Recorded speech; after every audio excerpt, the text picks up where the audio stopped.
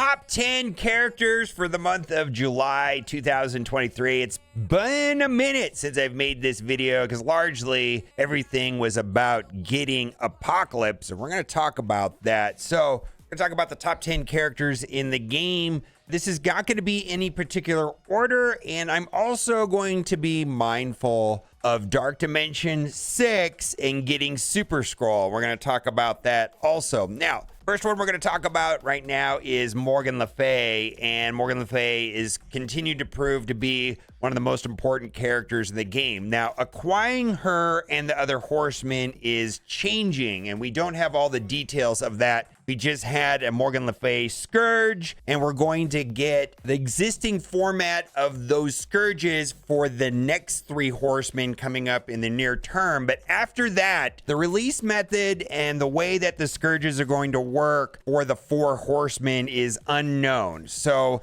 we just had the Scourge for Morgan Le Fay. The other 3 horsemen are scheduled to happen in the next month or 2. After that, we just don't know. But again, Morgan Le Fay is one of the best characters in the game, easily makes the list, useful in so many different game modes. I do want to say that I am not 100% set on taking her into Dark Dimension 6 because she's Mystic and there is a ton of Mystic gear problems. So I'm probably for now stopping with her right now at gear tier 17. And when I get to that very last block in Dark Dimension 6, then maybe, yes, absolutely, I would be consider taking Morgan Le Fay up to gear tier 18. Currently using her in my arena team, and arena teams are of vital importance. Now, my favorite horseman, now Morgan Le Fay actually is my second favorite horseman, but my favorite horseman in the game is Red Hulk. As far as like a personal favorite, this is one of my favorite characters of the game easily. Top 3 character in the game, I would say for sure. Took him to 18 because I'm going to use him inside of Dark Dimension 6. Now, he's bio, so I'm not having quite as much of a crunch on bio. Seems like all of the really good characters for Dark Dimension 6 are Mystic. Red Hulk is bio, so I was very comfortable using him. Of course, Red Hulk is dominant in nearly every game mode, whether that is Arena, Cosmic Crucible, Alliance War. Easily my favorite horseman and could be one of the best characters in the game. Next, Dermamu. Now, Dermamu was the reward to Dark Dimension 5. Still a very relevant character in a lot of different ways. Now, I would take Dermamu to gear tier 18 if I had better access to Mystic. There's just an extreme shortage of Mystic. Not sure if I'm going to be able to do that or not, but I would love to. Dermamu still is wrecking nerds. There have been newer characters that come out that kind of have soft counters specifically to Dermamu's revive mechanic. My favorite mechanic is after his special when he has charge.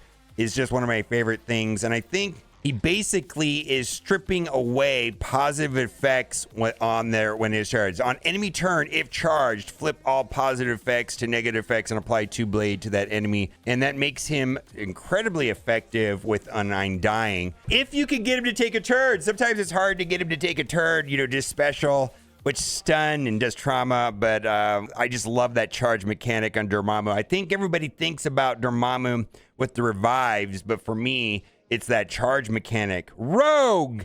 I don't like Rogue as much as Morgan Le Fay or Red Hulk. She is mutant and she is one of the best tanks in the game. She easily makes the list as being one of the best tanks in the game. I did not put Archangel on this list. It's worth noting. I feel like Morgan Le Fay, Red Hulk, and Rogue do make the list. Archangel has his place and is useful in certain ways, but didn't make the list. I'm not using Archangel typically inside of Arena. Without a doubt useful, but I just had to put him slightly off the list. I just want to note that there is a distinction between the other horsemen and Archangel, and I feel that the other 3 have all of them have merits, of course. I have favorites, and Archangel is my least favorite, although he wrecks nerds in raids, so he's definitely not skippable anyway. But really, as far as Apocalypse goes, you really can't skip. Now, there was some rumblings from some people in my chat saying, can I skip Apocalypse? By the time I get Apocalypse, he's not going to be good anyways, and I'm just going to go into... No.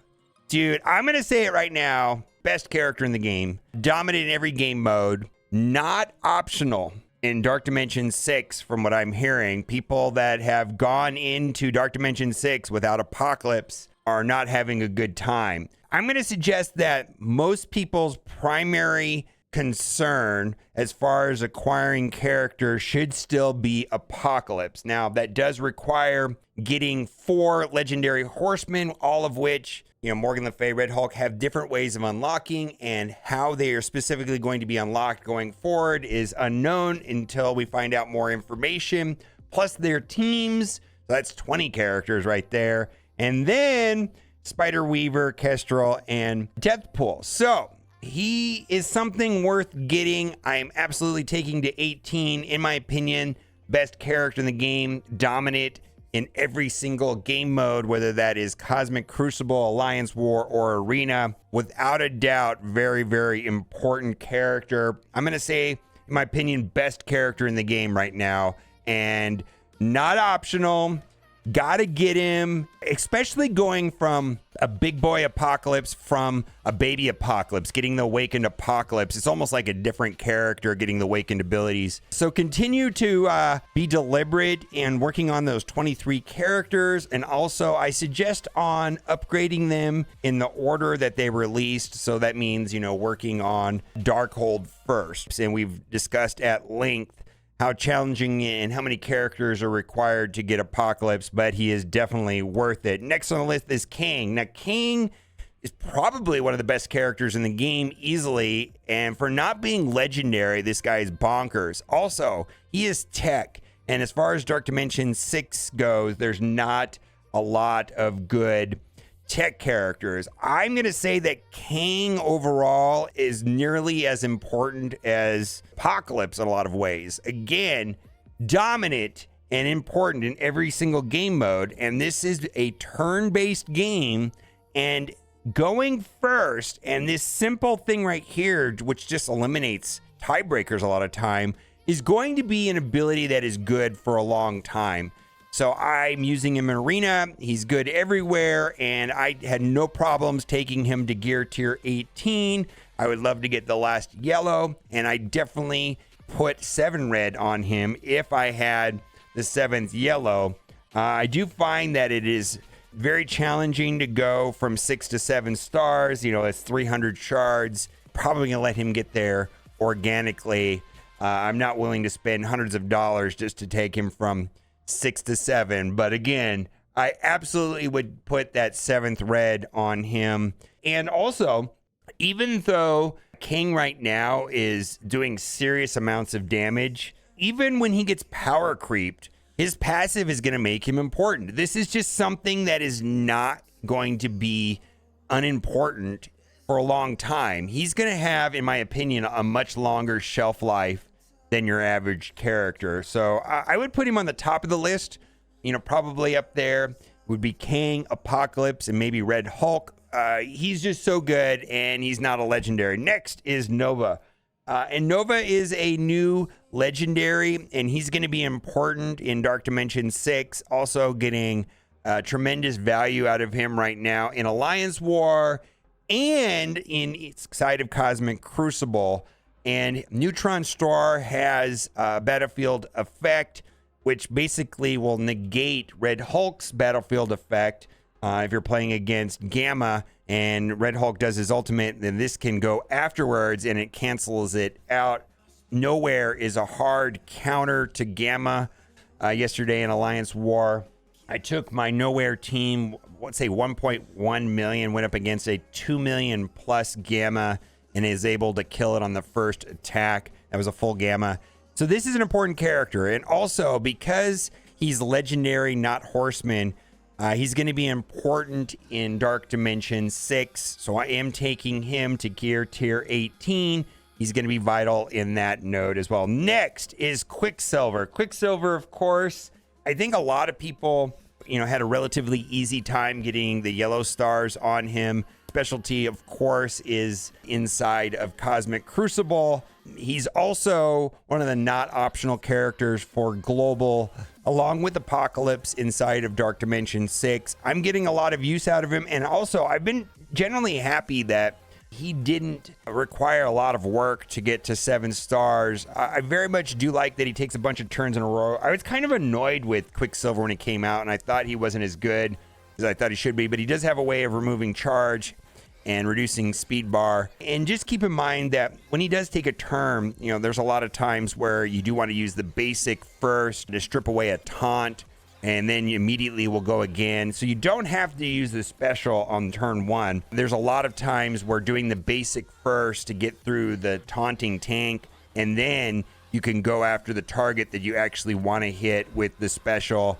Very impactful character. We'll be taking him to 18, as well as Vol. Vol is the 4th Marvel Strike Force new characters. So Vol joins the ranks of Kestrel, Spider-Weaver, and Deathpool.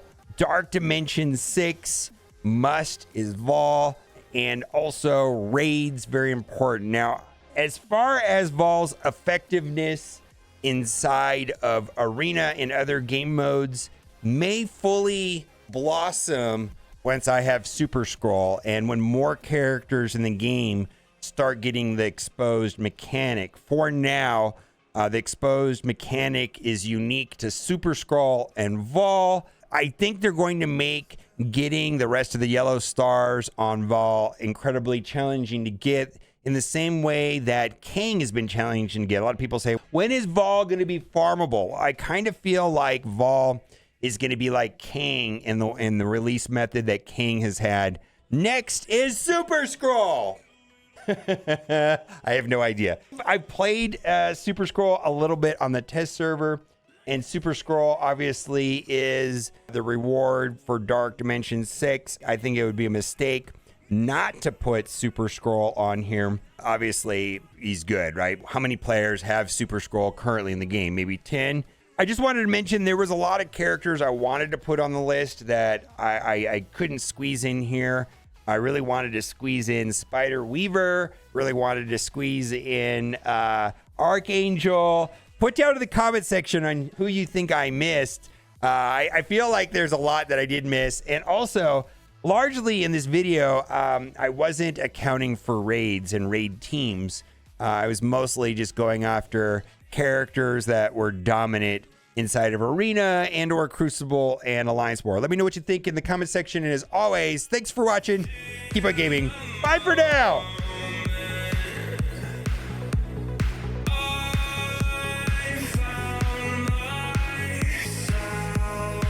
What is this song? What is this? Is this guy whining? What's going on here?